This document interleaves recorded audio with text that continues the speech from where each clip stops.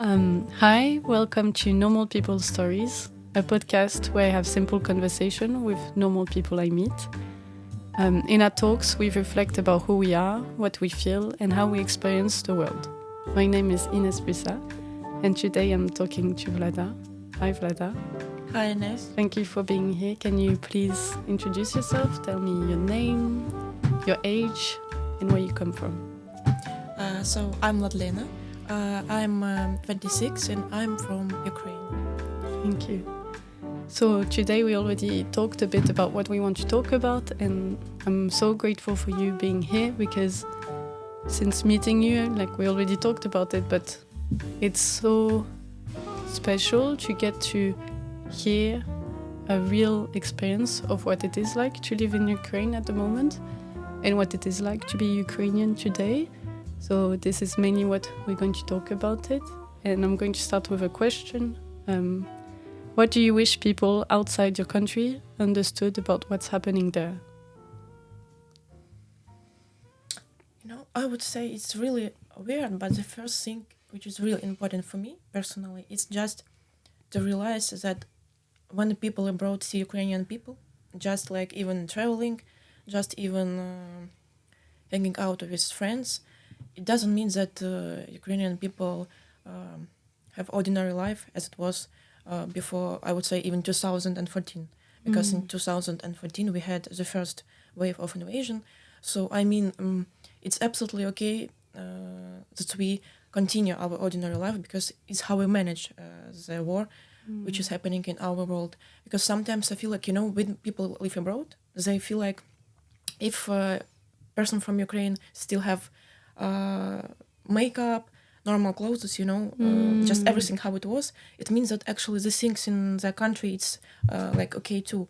But it's not okay. Just we continue to live our ordinary life, but in above we have sounds of rockets, of drones, and then it just, for us now it's totally okay because if you would ask me about my typical morning routine when we have this kind of rocket attacks, I would say that still I do what I usually do. So I just have my alarm, and then I just woke up from the sounds of air sirens, of rocket or drones, and then I'm actually sometimes even continue to lay in my bed because we still don't have a lot of possibilities to find specific shelters. And I live in a new house, but still we have only kind of shelter, but it's not a shelter. It has only one entrance. So in the case of some bad things, it's bad, even it's worse to be there because then no one find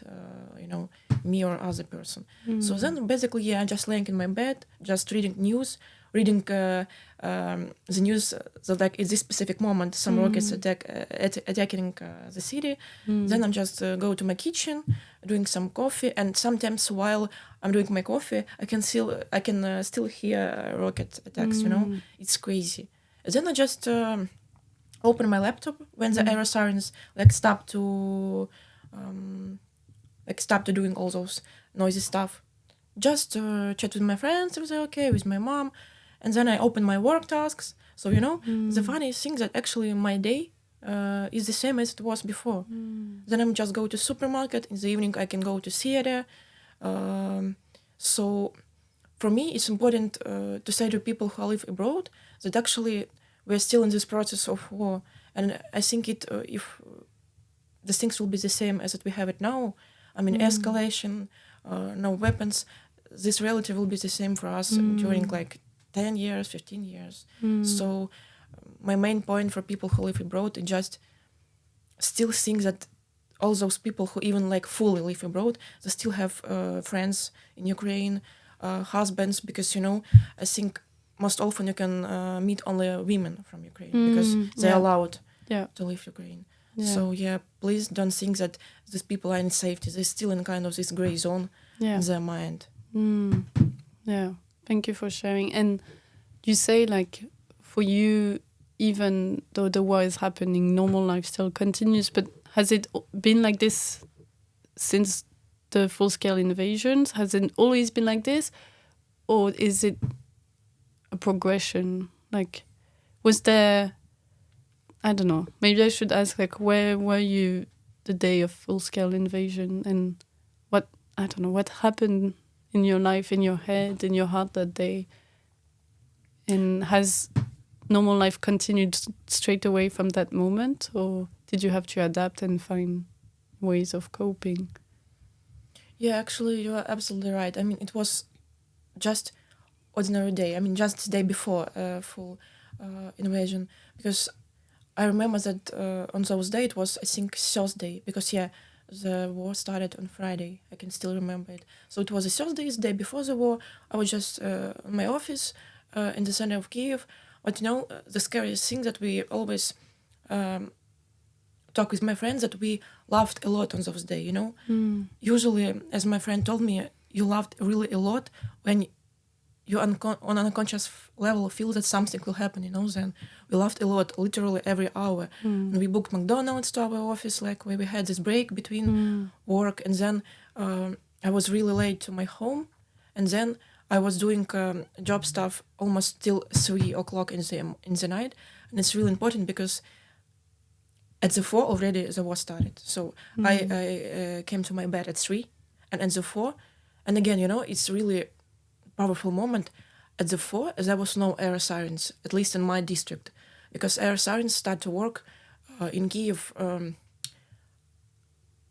closer to like afternoon, because then local government understood that it's better to fix it. So in my district, I heard only car sirens, and some sounds on the background like bombing or something. But on those moments, I woke up with the thought that was started, but on the same time, I couldn't know it, I couldn't know it. I mean, of course, it was on the news, but we still were sure that the war are not going to start, So, I mean, it's really our brain. So I woke up and I could think, maybe something happened, maybe like fire or like, but I don't know how to explain it, but I was sure that my brain are telling me that the war started. And on those seconds, I just opened the news, and there was the video of Vladimir Putin who is saying that they decided to invade Ukraine. So, I mean, it's so weird. So my brain already in advance told me that the war started. And why was it? Because you always expected this to happen? Or is it more like you cannot explain it? Yeah, maybe I would say it's like a mix even, because I couldn't believe it. Even I'm a person from eastern part of Ukraine who already came through first wave of invasion. I wasn't expected, that actually real tanks will be in the Kyiv region and real tanks will be in Kherson and different regions of Ukraine. I didn't expect that, to be honest. So maybe it's mix of all those news and some kind of brain protection, because really I could think that maybe it was the sound of, sometimes we had this fire things in houses. Something can be like explode, for example, a fireplace or something. It could be like this, but as I told you, I was sure that it's something happened. So that's why I opened the news, and it was like, the war started. And it was 4 and 4:30 in the morning, really dark. And I called my mom. I was like, Mom, woke up. And she was like, why? Because it's only 5 in the morning. I was like, wait, did you hear something? Because not in every city it was like this, So I was like, Mom, woke up, the war started. And she was like, the war? And I was like, yeah. And then she realized. And only then everything was like this in different cities. I mean, the sounds, the panic, the empty shops. But on the first minutes, it was maybe like Kiev and some other cities where we could hear sound of bombs. Because the first thing Russia destroyed some war objects, like war institutions where young boys usually taught how to be soldiers, So at first it was just like kind of such institutions, but then of course the things became worse. So but coming back to your question, it was just ordinary day. Still, even on those days, it was ordinary day, because then after conversation with my mom, I just pack my suitcase just in case to have passport, water, just some things for a potential trip. And then our boss called us. He was like, of course, today, are you going to stay at home? Yeah, we were like, yeah, sure. So it was ordinary day. I was talking with my friends. Some of them already decided to leave the Kyiv. and to go to western part because there is kind of more safety atmosphere, even now maybe. Yeah, I would say even now. So the Friday was still, kind of ordinary till the evening, even despite of this danger from all of the sides. And in the evening I was like doing some stuff still in my home, buying some products, but the shops were already almost empty. And Kyiv was becoming more and more empty.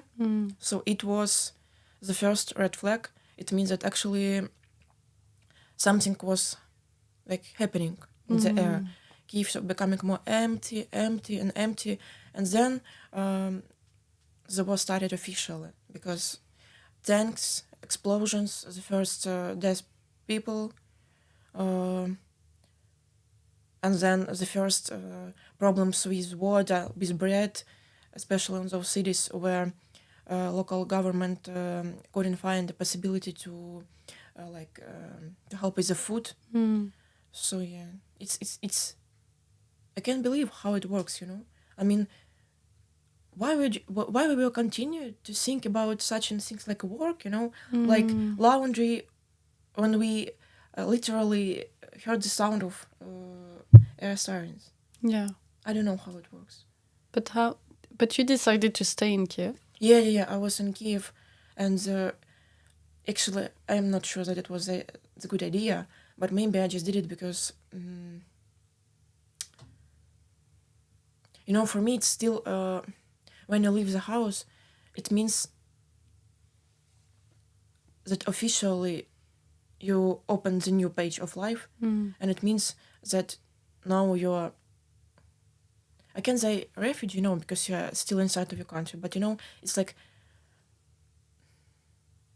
maybe it's because I already lost home in 2014, so my first thought was like, no, please not again. Like I was like even thinking not about me but about our flat. We bought this flat in a new house in Kyiv just 2 years ago. My mom worked hard to help me with this, and I was like, if the drone is going to attack this building, what we are going to do again? Because my mom already gave all her life building those house which was destroyed in 2014. She was literally working all the nights to make this house of dream, like with a swimming pool, like in American movies. With a that swimming was pool. in Donbass region? Yeah, Donbass region. Yeah. So I was like, no. And I was staying there, but it was a bad decision because almost till the last day, Russian tanks I was really close to a place where I was living. I live between Kyiv and Brovary city. It's really close to Kyiv. So if you will Google Russian troops and tanks Brovary, or just randomly Google it, Google will show you the video of a long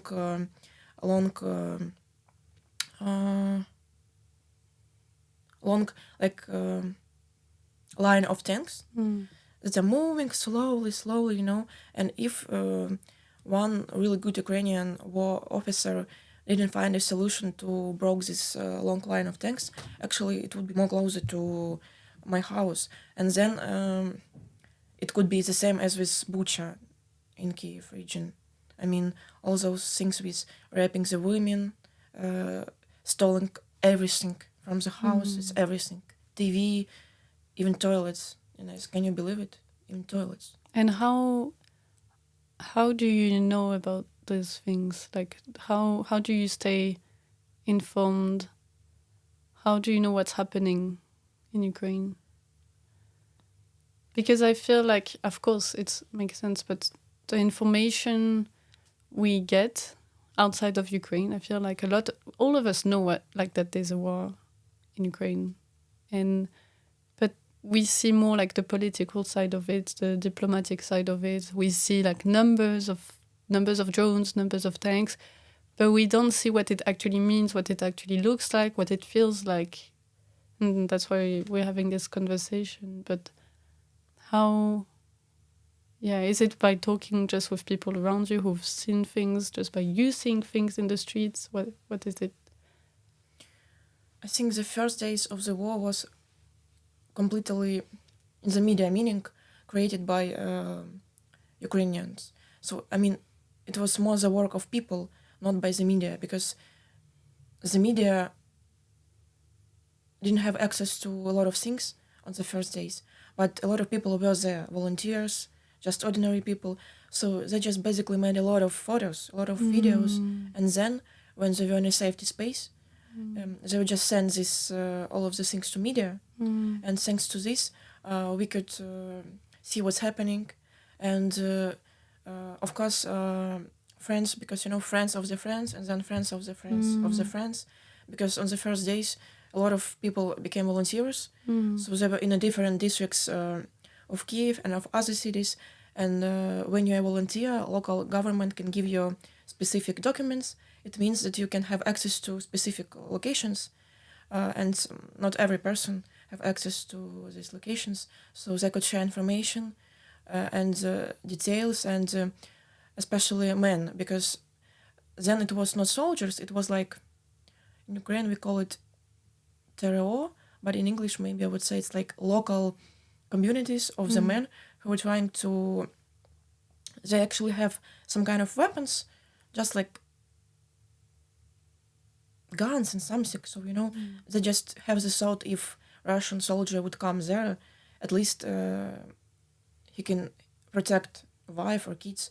So they were just walking, for example, from this house to this house, observing if he can hear some sounds, So at first it was the men who shared the information too, and of course friends who already came being the soldiers. So yeah, so I would say it's interesting that on the first days, not only media but people itself gave a lot of information. Yeah. And so you said, like, I think it's very powerful how you said that, yeah, most people who have not experienced war, when we think of war, we only think of the extreme of like people on the front line. We think that's war, but like you said, war is also like can look like normal life. And then like even seeing you here, so we live together in Denmark at the moment. I'm often reminded, like, yeah, Vlada and I were laughing together, we're eating together, but there's something inside you that I have never experienced and I cannot understand fully. And so what is war and what does it feel like? Like, you know what I mean? Like, we know war is two countries or two groups of people fighting, but what is it for you? What, like, you know what? Do you understand my question? Yeah, I fully understand you. One day we were talking with my mom about the future, and I just said to my mom that no, don't do it, because we are not sure if we will have tomorrow.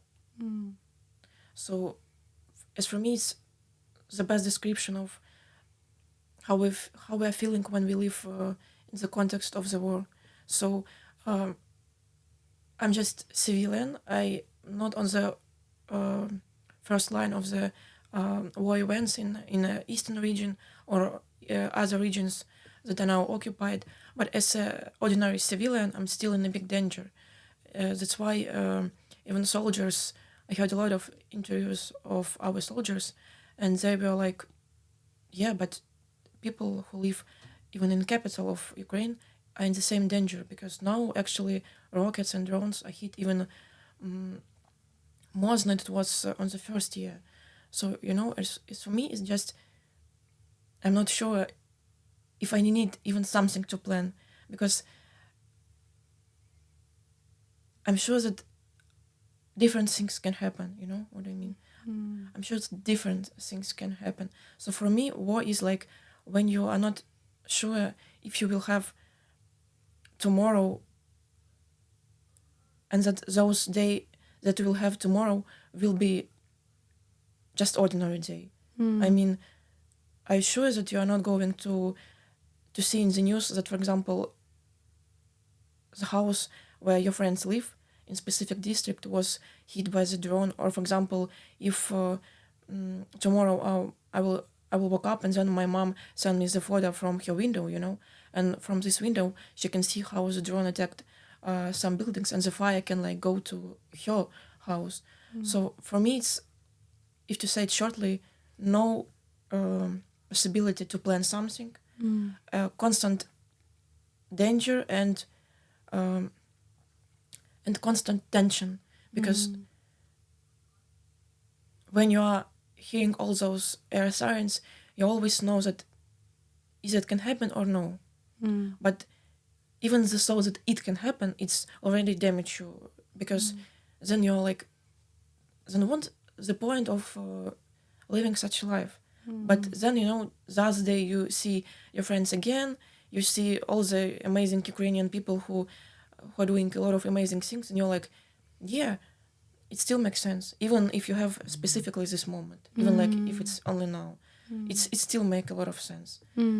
So yeah, I would say that it's no planning, no possible future, but I can't say that it's just pessimistic. It's just facts, It's just facts. Yeah. It's just reality. But as humans, like, we are very emotional. How do you? I imagine like now you see it as facts, but there must be moments where. How do you accept that fact? And how do you get used to that fact? How, like, do you,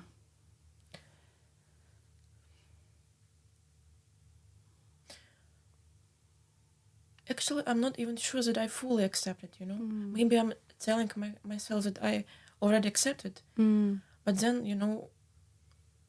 when I have these kind of fantasy thoughts about how it could be, then, I would say that for me it's okay when I live in the moment. Yeah. Because then I know that we have the war, my family can die, other people are dying already, and those news where I can see the kids who didn't have the possibility to live this life because of rocket attacks, and then I accept it. But when I let myself a little bit to have the fantasy, then it's actually worse than to live in the moment, because then I let myself to imagine how it could be, and it's worse than just live in the moment, because then I start to realize that now I could just sitting in the center of Kyiv with a nice view on the central river, drinking coffee with my friends at 12 in the night, because now we can't, because of specific time when the Ukrainians had to be at home. It's like till the 11 in the evening, or otherwise you will be like, you will have kind of punishment from local government, and it's okay. It's the rule. It's okay. It's kind of, it's for our safety, so it's okay. But I mean, when I starting to have this thought, it hurts me even more than to live in the moment, because then I realize that now I can have the things which I could have in my past life, and it damaged me a lot, because if I'm going to live in Ukraine, and if the things will be the same, it means that I'm already limited in a lot of things. I'm not sure that it's a good idea to have kids in Ukraine in general, if to be honest. And then I'm not sure that it's a good idea to let my mom, to stay in Ukraine too. But I don't know that they're never going to leave this territory because it's their home. So I mean, when I start to think about things in general, it hurts me more. But when I'm just living the moment, I just accept it. I accept that we have air sirens, accept that if I'm too lazy to go to the basement, it can be my destiny then, because you never know which kind of way drone will decide to choose. So it's like this all the time. But you remember we had the nice class about Buddhism. Yeah. And actually, from this moment, I'm still thinking about huge power to accept the things and to be thankful for what we have at a specific moment. Yeah. It's so good. I'm still struggling with it, and I forget about these things. But still, I talked with my mom today. It's good. Yeah. I had a nice sun and food. It's so good. I read my favorite book, and it's so good. So just concentrate on this feeling. It doesn't matter what I'm going to do tomorrow. If I'm going to lose someone or no, it doesn't matter. But now I'm still alive. I still have this life. Still have my beautiful mom. Still have possibility to talk with people. So it just, I think it's how I can manage it through accepting and being in the moment. Wow, thank you. And how about how all of this has changed or shaped the way you feel Ukrainian? What is home for you? How you connect with people from your country?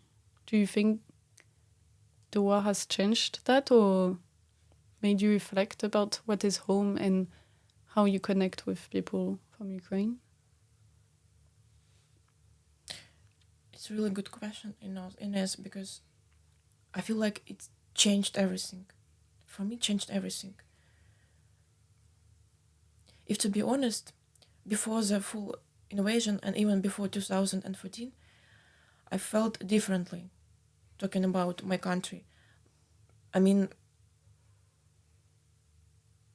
I still planned like some scenarios which are possible abroad, not in Ukraine.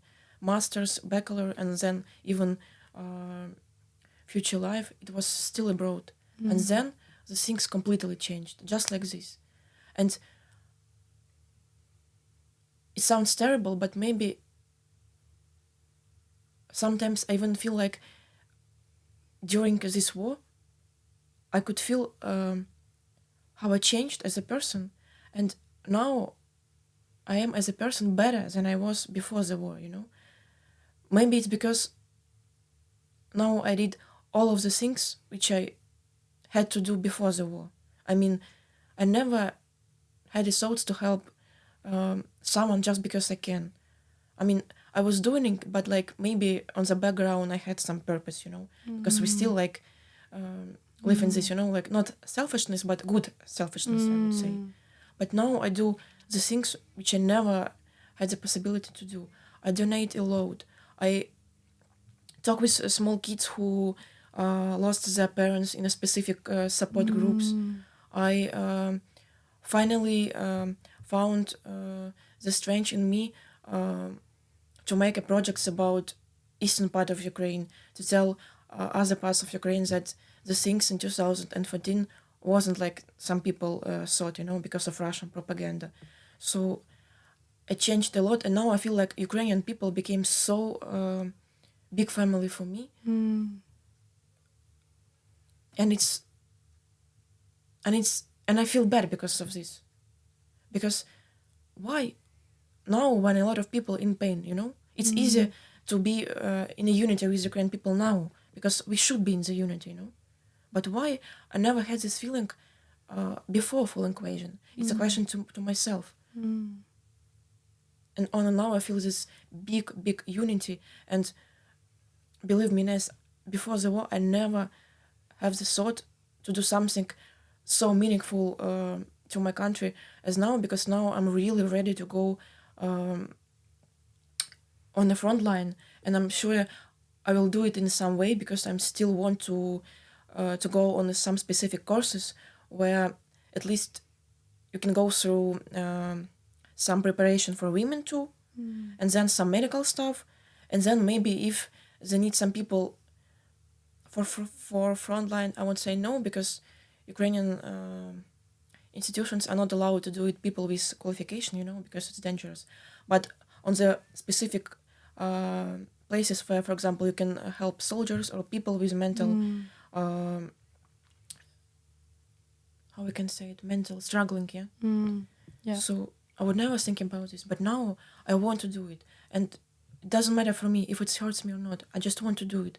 Because I feel useless. What can I do to my country? just except of donating. I can see these people just spending all their time on the front lines, all the men, all the women with weapons. What can I do just sitting in my home?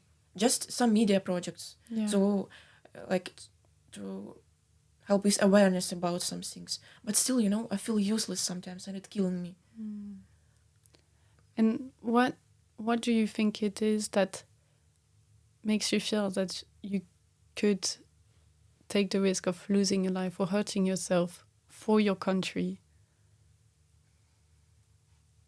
I feel like you said, like before the full-scale invasion happened, you didn't feel like that, and I cannot imagine. But yeah, what? Yeah. Maybe it's a feeling that now you have a lot of things that you should appreciate, and before the war, I didn't notice these things because now I can feel clearly which amount of things Russia was taking from us historically all of the time. And I'm so shocked that I'm, as a citizen of Ukraine, opened this amazing culture, this amazing music, this amazing people, amazing projects, and amazing worldview in Ukrainian people only now, and it's killing me. I mean, historically, we were colonized by Soviet Union and then by Russia on the eastern region. And of course, I was reading a lot of Ukrainian books, I was listening a lot of Ukrainian music. But now I just opened my eyes. I was like, wow, we have such an amazing things. I want to fight for these amazing things. But I didn't notice all the things on such a level as now, And I feel bad about it. And now, when because of Russia we notice these things, I want to protect these things, protect culture of my grandmother, of our of people who were making the history of Ukraine, and then they were suffering and killed by the Soviet Union. I just opened my eyes. I was like, that's my history. So maybe it's, when you have something and then someone just take it from you, then you're like, oh, I love this thing. So maybe it's the same with Ukraine. Yeah. It's because you, like, now there's a risk of you losing it. Yeah. Of it's like the thought of your culture, your history to disappear in horrible and unfair ways. You cannot accept it. Exactly. And when we already talked about it a bit, but outside of the podcast, but I think it's interesting. I feel, we say Russia, we talk about Russia, but and from talking with different Ukrainian friends, we cannot understand how you feel about Russia. And even when we talk about Russia, what is Russia? Is it Putin? Is it Russian people? And can you explain a bit, maybe? And I imagine it's very personal and very emotional, but what is Russia, and why? I don't know how to ask it, but how do you feel about it? Like, I don't know what it is to have an enemy. What is it like to have an enemy? What does it feel like? What does it look like? For me, it's always hard question because for me it's easy to answer it, but for me it's hard to be understood in this context for people who live abroad, because as you said, they accept my point of view through emotional context. But actually, when Ukrainian people are talking about the Russia, we are always rely on history and facts, and we never allowed yourself just to say Russia did it, so Russia is a shitty country. Yeah, Russia is a shitty country because Russia killing Ukrainian people exactly on this second now, but we as a Ukrainian just can accept that Russia decided to do it after a long history where we have those hunger period where a lot of people just died because Soviet Union didn't give them a grain, and then a lot of things, a lot of people from Ukraine were killed, and then we just can't accept why they decided to repeat the history again, just based on their desire to make Russia more bigger as a government, to continue this politics of colonizing different countries, because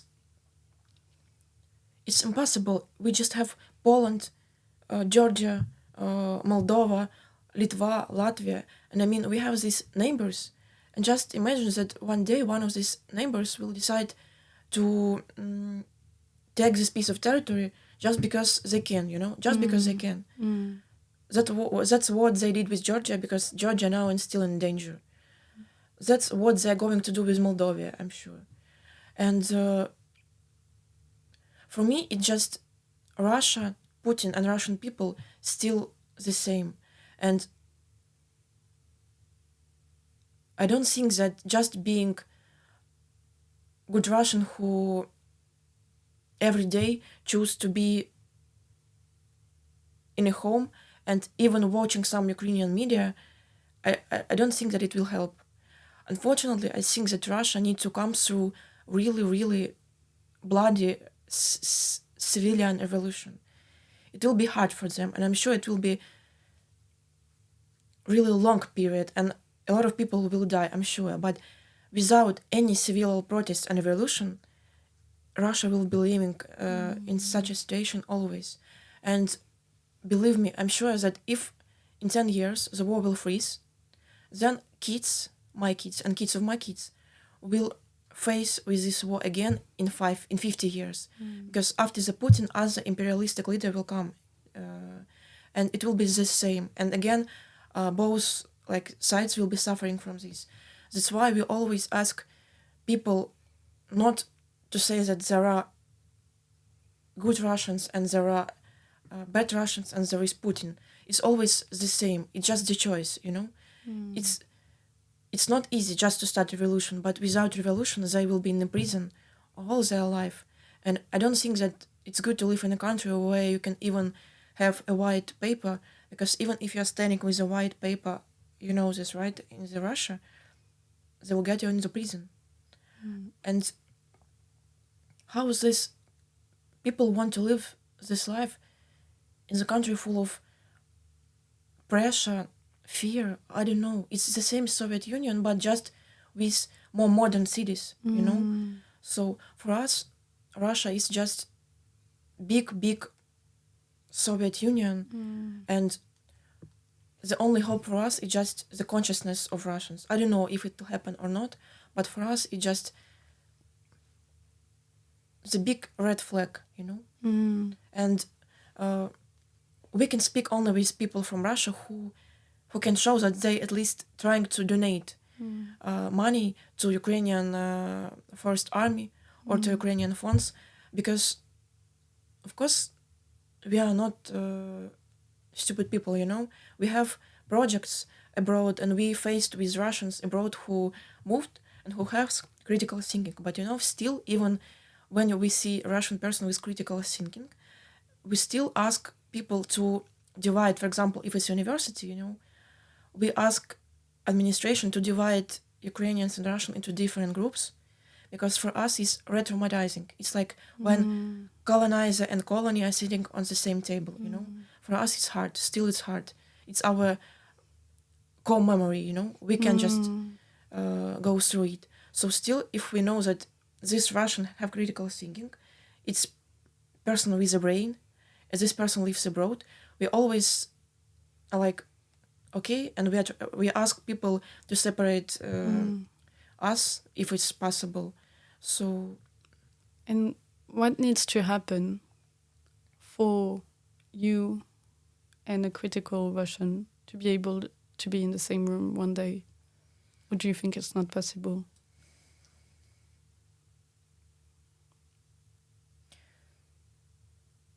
in a long perspective, I think it's possible only if this Russian person at least will try to come to Ukraine to see things how they are and try to help from inside of Ukraine, and then to think if it's really the solution to be outside of Russia. Maybe if all the Russians who live abroad will decide to come back and then every big city in Russia will start a revolution, I don't think that it's possible to stop it with all the police. It's impossible because Russia is huge, it's so huge. Yeah. So, but in a short perspective, unfortunately, I think at least we can just become friends. We can say hi and that's it. And unfortunately, I think it will be in a core memory of next generations too, the same as we have with Soviet Union now, listening to all the stories from our grandmothers who were literally eating sometimes. I don't want to talk about this, but eating some like awful things. I'm not talking about the real food, And that's why in our core we have a lot of pain in perspective of Soviet Union. The same will be with Russia and with my kids, and I'm sure with their kids. Thank you. So next month you're going back to live in Kiev in Ukraine. So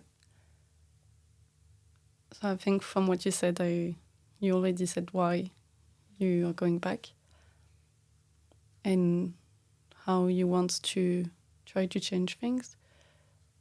But can you tell me maybe what is going to be your life like? And another question is, what can we non-Ukrainians do to help in any way? The first thing is, which is really scared me, is just, I think, the first weeks in Ukraine. And I'm really honest with myself, it can be hard because it's the first time when I live abroad, almost 3 or 4 months. I've never been there for such a long period. And I feel a little bit scared because the first thing that can again remind me about all the things is it sounds till the moment of first air siren or the first sound of air defense system, I will be okay. But then when I will hear it, I'm sure that the first 2 weeks I will be again in a kind of this trying to get used to it again. And I'm sure that it will hurt me because I already just imagine this, and I think it will damage me a little bit. And the second moment, I'm really scared that after kind of normal life here, I would start to think about all the things that I can have in Ukraine. And I know that it's just a short period, then my mind will calm down. I will see everything with a clear eyes again. But for those moments, I'm sure that it will be this period of struggling. And I already trying to persuade myself that it's only 1 month, and then in February I will get used to everything. But now I already feel kind of anxiety and controversial feelings. And I already warned my friends and my mom that maybe in some periods they can feel that I'm like trying to separate myself from them, and it's totally okay. I just need some time, and I will get used to this reality again, because till IPC I was okay. Still it's weird, but I was okay. And I think I will just continue my life, but now with a more like clear perspectives on what should I do, especially after being here at IPC, because we have here a lot of people from different countries, Now I can create a picture in my mind, and what specific moments it's better to show people Europe things about Ukraine, which things in which way and from which channels, I mean media or just articles or something visual. It's really good. And now I have this vision, and I hope it will help me to be more useful as a not civilian, as a person who can just just knock to the European door and say we're here and we need this and this. And I think for now Europe can do basically two main things to help Ukraine. The first thing, of course, is be aware, don't forget, and at least trying to open some media, sometimes even Ukrainian media, which has English versions, at least 3 times in a week, just to check if we have a lot of people who are suffering from this attack, or like how the things are going right now. And the second thing, of course, donations. We still need it. I was talking about it actually today with some people from IPC. In Ukraine we have this habit of coffee donation. It means that every morning we are like, okay, we can buy this coffee. In Ukraine, actually prices are cheaper, more cheaper than in Europe. So we are like, even if it's like 40 or 60 hryvnias in euros, maybe it's really not a big amount, maybe 6 or 7 euros, we can just donate this 6 or 7 euros to a specific fund, and it's really, for us, it's nothing, just coffee, just chocolate bar or something. But every Ukrainian person do it, and then we have some really good things. For example, for these kids, it was like the home built, or for these soldiers, it was kind of new prostheses for hands, for legs. So it's really good. So there are really good, famous Ukrainian funds, and they have offices in USA, in London, if I'm right. So it means that it has some international recognition. So it's safe to send money there. So it's approved by even like international authorities. So to be aware about the situation, to donate this money. And of course, it's always nice when people abroad just sometimes ask Ukrainian people, like, how the things are going on, like you do and other people do, because then you can have this right access to this information. Yeah. We will put in the information links to Ukrainian media and Ukrainian charities or places where people can donate money. But thank you so much, Vladlena.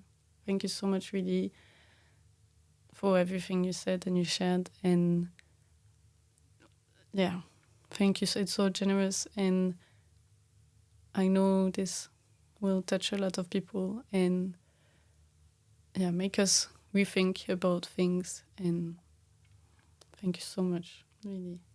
Thank you. Thank you, Inès. I just wanted to say, finishing this conversation, that actually when people from Europe, not Europe, just asking Ukrainian people how the things is going on, is already means a lot for us. And sometimes I can see on the face of people from Europe that they're like, okay, but thanks for what? Because we are just asking the things which I need to know, But and they're shocked that we are say thank you for this, but we say thank you because then it means for us that the things are still not forgotten, from people who live abroad. At least these things are still alive despite of their routine in Europe, despite of peaceful sky, despite of silence. For us it means a lot. So if someone have friends or relatives in Ukraine, it's always nice just to ask something, and for Ukrainian people it will be some light of green hope. Yeah, thank you. And thank you for sharing your culture, your food, your music, and for making us reminding us what peace means and how it's so precious, and it's something we take for granted, and I can see it that